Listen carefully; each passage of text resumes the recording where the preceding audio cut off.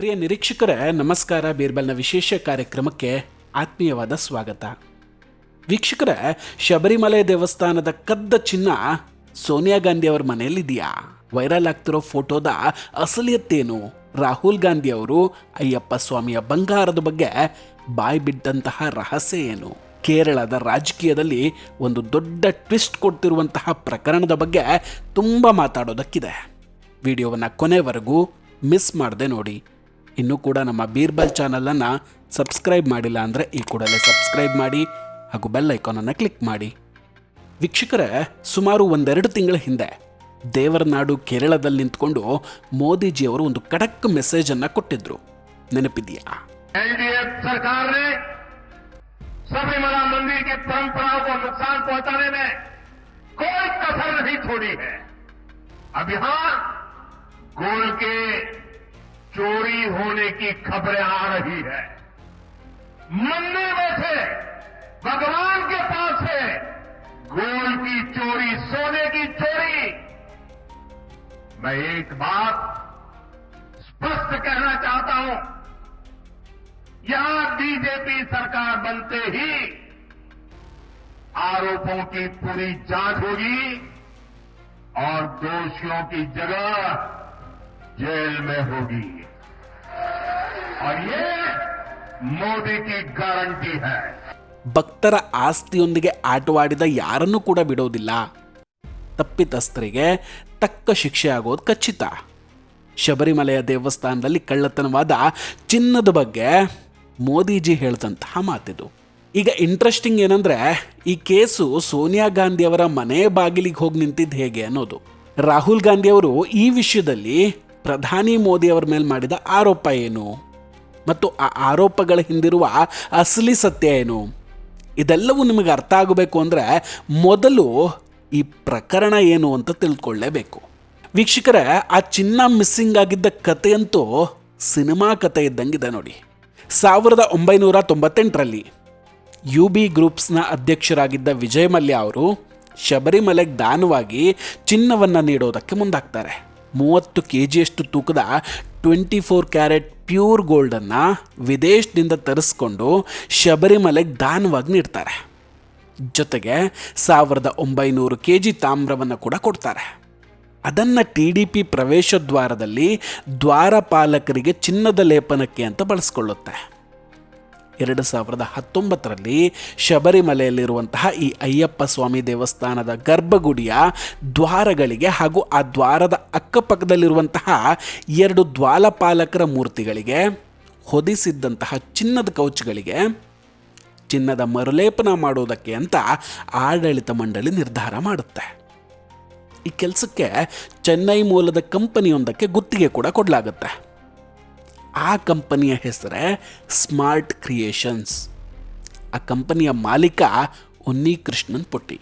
ಉನ್ನಿಕೃಷ್ಣನ್ ಪೊಟ್ಟಿಯವರು ಇದಕ್ಕೆ ನಮಗೆ ಹಣ ಬೇಡ, ನಾವು ಸೇವೆ ಆಗಿದ್ದನ್ನು ಮಾಡಿಕೊಡ್ತೀವಿ ಅಂತ ಹೇಳ್ತಾರೆ. ನಂತರ ದೇವಾಲಯದ ಆಡಳಿತ ಮಂಡಳಿ ಈ ಕೆಲಸವನ್ನು ಅವರಿಗೆ ಒಪ್ಪಿಸುತ್ತೆ. 2019 ಜುಲೈ 19ಕ್ಕೆ ಈ ಚಿನ್ನದ ಕವಚಗಳನ್ನು ತೆಗೆದು ಅವುಗಳನ್ನು ತೂಕ ಹಾಕಿದಾಗ 42.8 kg ತೂಕ ಇರುತ್ತೆ. ಹೀಗೆ ಜುಲೈ 19ನೇ ತಾರೀಕು ಕೇರಳದಿಂದ ಈ ಚಿನ್ನವನ್ನು ತೆಗೆದುಕೊಂಡು ಹೊರಡಲಾಗುತ್ತೆ. ಅಂದರೆ ಜುಲೈ 20ನೇ ತಾರೀಕು ಚೆನ್ನೈನಲ್ಲಿ ಇರಬೇಕಾಗಿತ್ತು.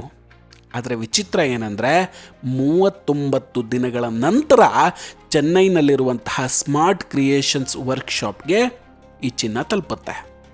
ಅಲ್ಲಿಗೆ ಹೋದ ನಂತರ ತೂಕ ಹಾಕಿ ನೋಡಿದ್ರೆ ಆ ಬಂಗಾರದ ಕವಚಗಳ ಒಟ್ಟು ತೂಕ 38.2 kg ಇತ್ತು. ಅಂದರೆ ಶಬರಿಮಲೆಯಿಂದ ಚೆನ್ನೈ ತಲುಪುವಷ್ಟರಲ್ಲಿ ಮಾರ್ಗ ಮಧ್ಯೆ 4.54 kg ಚಿನ್ನ ಕಡಿಮೆ ಆಗಿತ್ತು. ಹಾಗಾದ್ರೆ ಆ ಚಿನ್ನ ಹೋಗಿದ್ದೆಲ್ಲಿಗೆ? ಇಲ್ಲಿ ಚಿನ್ನದ ಕವಚ ಶಬರಿಮಲೆಯಿಂದ ಚೆನ್ನೈ ತಲುಪೋಕೆ 39 ದಿನ ಬೇಕಾಗಿತ್ತು. ಹಾಗಾದರೆ ಈ 39 ದಿನಗಳ ಕಾಲ ಆ ಚಿನ್ನವನ್ನು ಸಾಗಿಸ್ತಿದ್ದ ವಾಹನ ಎಲ್ಲಿತ್ತು?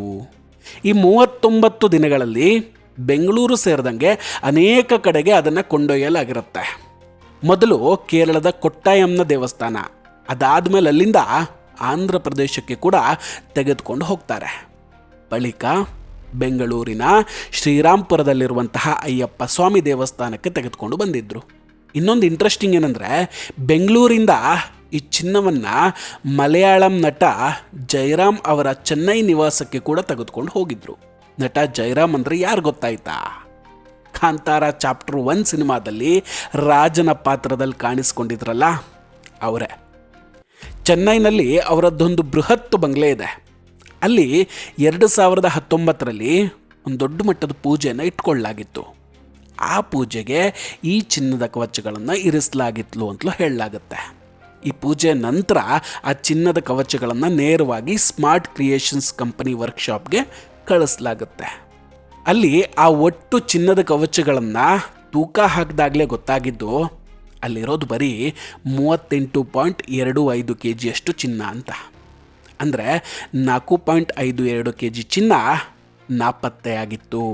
ನಂತರ ಆ ಕಂಪನಿ ಅವುಗಳಿಗೆ ಚಿನ್ನದ ಮರುಲೇಪನ ಮಾಡಿ 2019 ಸೆಪ್ಟೆಂಬರ್ 11ನೇ ತಾರೀಕು ಪುನಃ ದೇವಸ್ಥಾನಕ್ಕೆ ತಂದು ಪೂಜೆ ಮಾಡಿ ವಿಧಿವಿಧಾನಗಳ ಮೂಲಕ ಚಿನ್ನದ ಕವಚಗಳನ್ನು ಗರ್ಭಗುಡಿಯ ಬಾಗಿಲುಗಳಿಗೆ ಮತ್ತು ದ್ವಾರಪಾಲಕರಿಗೆ ತೊಡಿಸಲಾಗುತ್ತೆ. ಆದರೆ ಅದರ ನಂತರ ಒಂದೊಂದೇ ಅನುಮಾನಗಳು ಶುರುವಾಗುತ್ತೆ ನೋಡಿ. ಚೆನ್ನೈನ ವರ್ಕ್ಶಾಪ್ ಸೇರಿದ ಕವಚಗಳು ನಿಜಕ್ಕೂ ಶಬರಿಮಲೆ ದೇಗುಲದ ಗರ್ಭಗುಡಿ ಬಾಗಿಲಿನ ಕವಚಗಳೇ ಆಗಿದ್ವಾ? ಹೌದು, ಅವೇ ಕವಚಗಳು ಅಂತಾಗಿದ್ದರೆ ಅವುಗಳ ತೂಕದಲ್ಲಿ ವ್ಯತ್ಯಾಸ ಯಾಕೆ ಬಂತು? ಚಿನ್ನದ ಕವಚಗಳ ನಿಜವಾದ ಜವಾಬ್ದಾರಿ ಯಾರದ್ದಾಗಿತ್ತಿಲ್ಲಿ? ಈಗ ಚಿನ್ನದ ಲೋಪವಾಗಿರೋದಕ್ಕೆ ಯಾರು ಹೊಣೆ?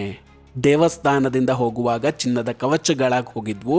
ಅದಾದ ನಂತರ ತಾಮ್ರದ ಮೇಲಿನ ಚಿನ್ನ ಲೇಪಿತ ಕವಚಗಳಾಗಿ ದೇವಸ್ಥಾನಕ್ಕೆ ಬಂದಿದ್ದು ಹೇಗೆ?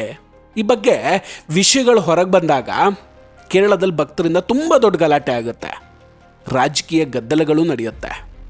ಫೈನಲಿ SIT ರಚನೆ ಆಗುತ್ತೆ ನೋಡಿ.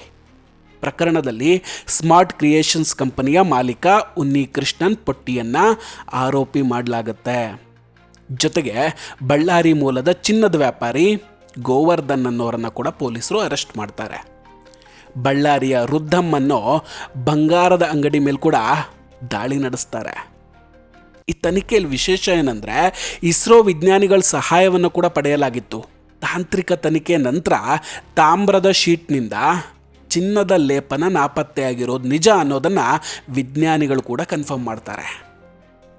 ಈಗ ಕೇರಳ ಚುನಾವಣೆಯ ಸಮಯದಲ್ಲಿ ಈ ಪ್ರಕರಣ ಸಿಕ್ಕಾಪಟ್ಟೆ ಸದ್ದು ಮಾಡ್ತಾ ಇದೆ.